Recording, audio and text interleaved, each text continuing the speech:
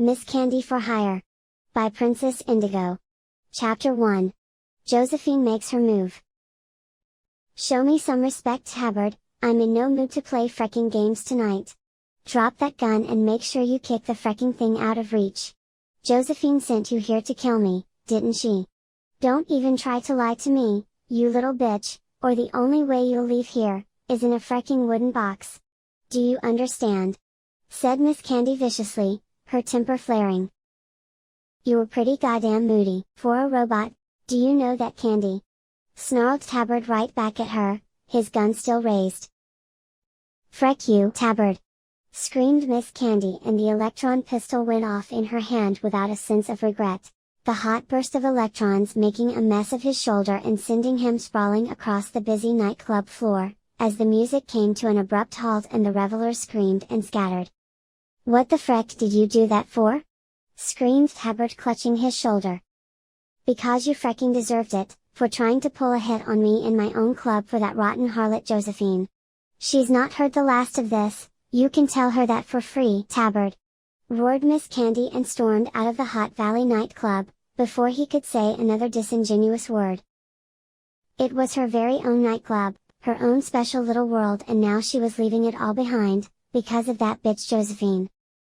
Instead of joining the stampede pouring out of the front entrance, Miss Candy slipped out of a side exit and down a narrow passageway, that ran alongside the all-night dance emporium next door. High above her, the pale shimmering gas giant 64 Chimera Bee, looked down at her in passive unspoken judgment. She glanced at it for only a moment, preoccupied with much more pressing matters. In the building beside the Hot Valley, the music was still going strong. The whole shadowy passageway shuddered and shook to the monumentally hardcore bass. Miss Candy hurried as quickly as she could, down the badly lit passage, continually checking to see if Tabard had been stupid enough to follow her.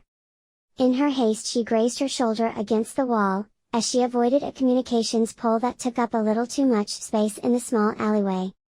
There were little Dayglow stickers all over it, with phone numbers advertising all manner of illicit and illegal diversions.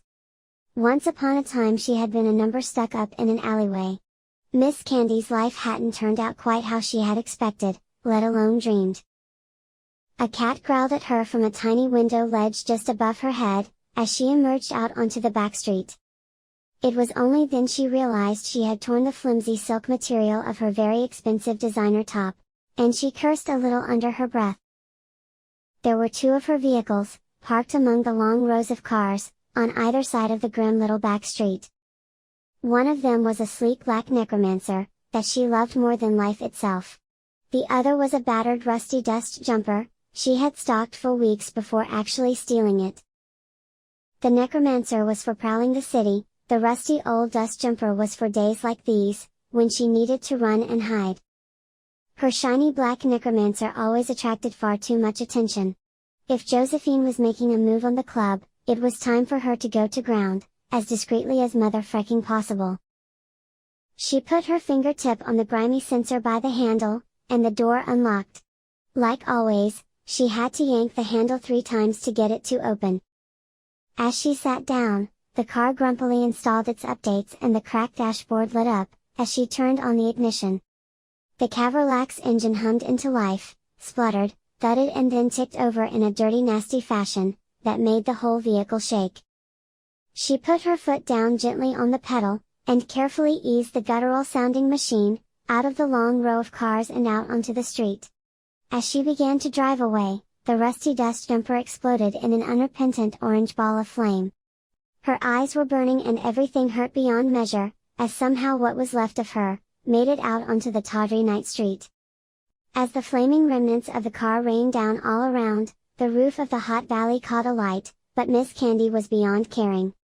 She realized the roar in her ears was the sound of her own screaming, and everything went black.